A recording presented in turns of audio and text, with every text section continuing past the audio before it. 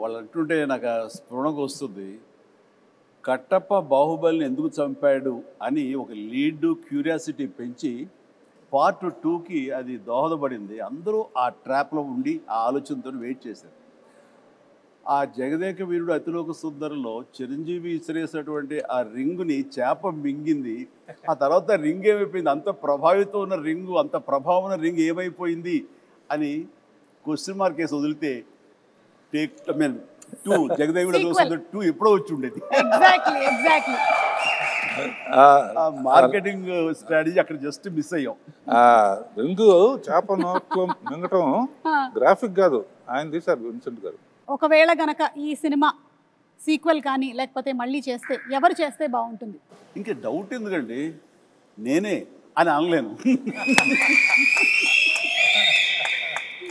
నిజంగా నన్నే అక్కడ పెడితే కనుక అలాగే ఉండేందుకు అన్ని రకాల ప్రయత్నాలు చేస్తారు. అలాగే ఉంటాను, రాణిస్తాను, రెప్పిస్తాను. కాకపోతే అలా అనడం అనేది కొంచెం అంబిషియస్ అవుతుంది. కాబట్టి నా అవ్వదండి, నా ఉద్దేశం రామ్ చరణ్ అలాగే శ్రీదేవి కూతురు జాహ్నవి చేస్తే బాగుంటుంది. So I think this is big breaking news. Ram Charan garu and Jahnavi గనక జగదేక వీరుడు అతిలోక సుందరి మనకి పార్ట్ 2 కానీ సీక్వెల్ కానీ వస్తే it will be super fantastic. So ఇప్పుడు అందరి నెక్స్ట్ జనరేషన్ వాళ్ళు ఈ జగదేక వీరుడు అతిలోక సుందరి చేస్తే, అంటే జాహ్నవి, రామ్ చరణ్ అండ్ అనుకుంటే నా ప్రొడ్యూసర్గా వాళ్ళ కూతుళ్ళు అనుకుంటే వీణ పర్యవేక్షణ ఉండాలి, ఖచ్చితంగా ఒక నిఘా ఉండాలి. వాళ్ళ అల్లు డైరెక్ట్ చేస్తే సరిపోతుందేమో నాకు. నాగశ్విన్ గారు, be ready for Jagadeka Veerudu Athiloka Sundari part 2. ఇది లిఖించబడింది, ఖచ్చితంగా ఇది చరిత్ర అవుతుంది. బట్ రాఘవేంద్ర గారి పర్యవేక్షణలో జరగాలి. అండ్ నాగ్ అశ్విన్ దీన్ని డెఫినెట్గా జస్టిఫై చేయగలడు. ఖచ్చితంగా అది నేను ఫస్ట్ కాపీ ఖచ్చితంగా చూస్తాను. Super sir, super. ఒక 9 ఫోటోస్ చూపించబోతున్నాము, ఎందుకంటే మే 9న రిలీజ్ అవుతుంది సినిమా కాబట్టి 9 ఫోటోలు. ఈ 9 ఫోటోల వెనకాల ఉండేటువంటి కథ ఏంటో మీరు మాకు చెప్పాలి. అమరీష్ పురి గారు, అశ్విని దత్ గారు, సార్ మీరే చెప్పాలి. చిరంజీవి గారు అందరిని బాగా కొడతారు, నన్ను కొంచెం తక్కువ కొట్టమని చెప్పండి. చిరంజీవి గారు అందరినీ బాగా కొడతారు అమరీష్ పురి గారి స్టైల్లో.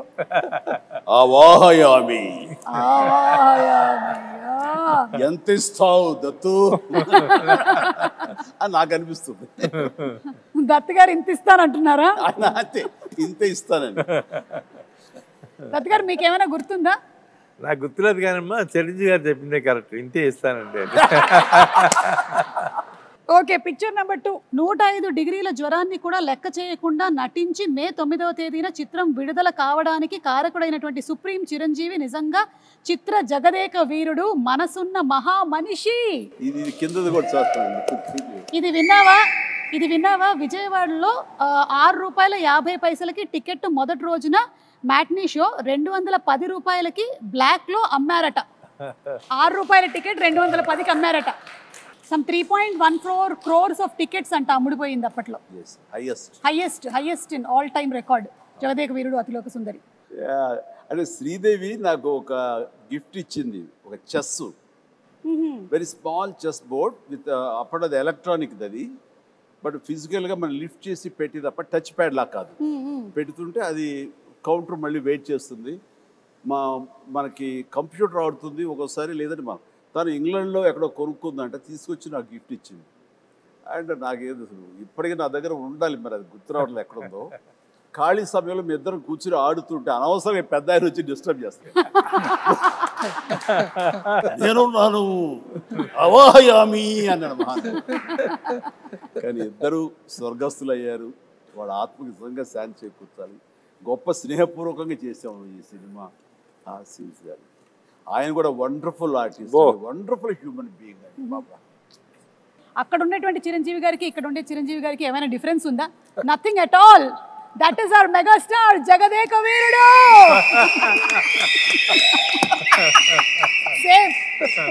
Same to same.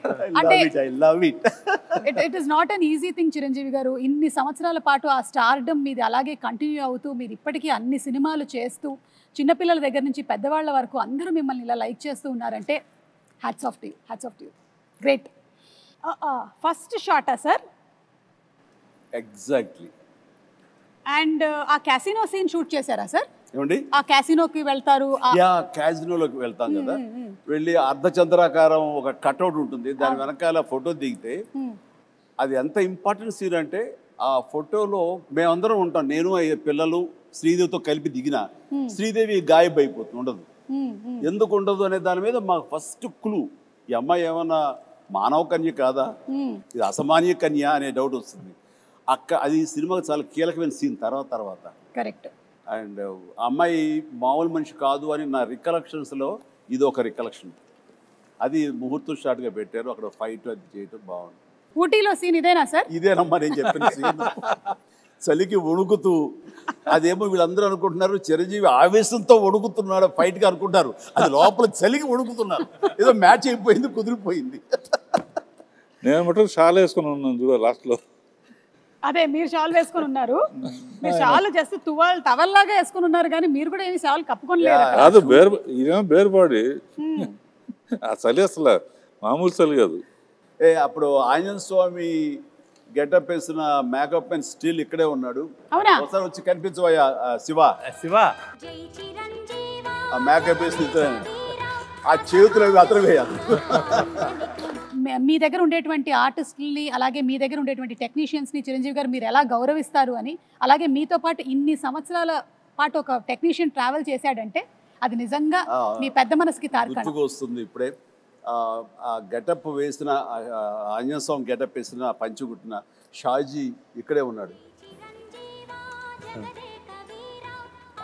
కాదు సార్, ఇంకా చిన్నపిల్లలాగా అప్పుడు కూడా కష్టపడి అవన్నీ చేసేవాడు.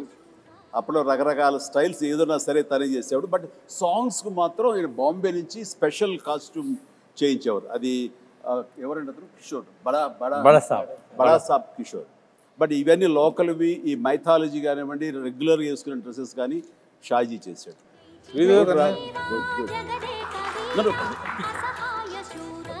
షాజీ గారు కంగ్రాచులేషన్స్ అండి. మీకు కూడా 35 సంవత్సరాలు పూర్తవుతుంది. May 9th మీరు ఫ్యామిలీతో కలిసి వెళ్ళి సినిమా చూడండి. అంటే ఇది కూడా ఫస్ట్ డే ఆఫ్ షూటే, ఎందుకంటే అదే కాస్ట్యూమ్స్ లో ఉన్నారు కాబట్టి మేబీ అనుకుంటున్నాను. మీరే సార్, మీరే the handsome, the most wanted director Raghavendra Rao గారే. కింద మన మనోడు, కింద మన స్టిల్ ఫోటోగ్రాఫర్ శ్యాము. ఇందులో ఆయన ఎక్కడ విన్సెంట్ గారు కెమెరా, ఆయన కెమెరా తోడు పక్కన చెప్తాడు, పర్యవేక్షణతో ఆయన okay real director of photography. ఆయన వ్యూ చేసేవాళ్ళు, ఆపరేటర్ కెమెరామెన్, అసిస్టెంట్ గా ఎవరికి ఇచ్చేస్తాను.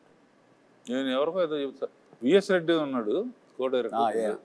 ఇక్కడికి వచ్చేసరికి అదే ప్రియతమ సాంగ్, ఇది గోల్డ్ ఫాయిల్ తోటి ఉన్న సెట్, ఆ పార్ట్ అది. ఇక్కడికి వచ్చేసరికి సినిమా అద్భుతంగా వచ్చేస్తుంది, హిట్ వచ్చేస్తుంది నమ్మకం ప్రతి ఒక్కరు ఏర్పడిపోయింది. అందులో మా అందరి మొహం చూడ ఓవర్ కాన్ఫిడెన్స్ ఉంటుంది. ఇక్కడ రాఘవేంద్రరావు గారు చాలువా కప్పుకొని కూర్చొని ఉన్నారు ఊటీలో, మాకు అర్థమవుతుంది ఆ చలి. మీరు సెలెక్ట్ చేసిన యమయమ అందం సాంగ్.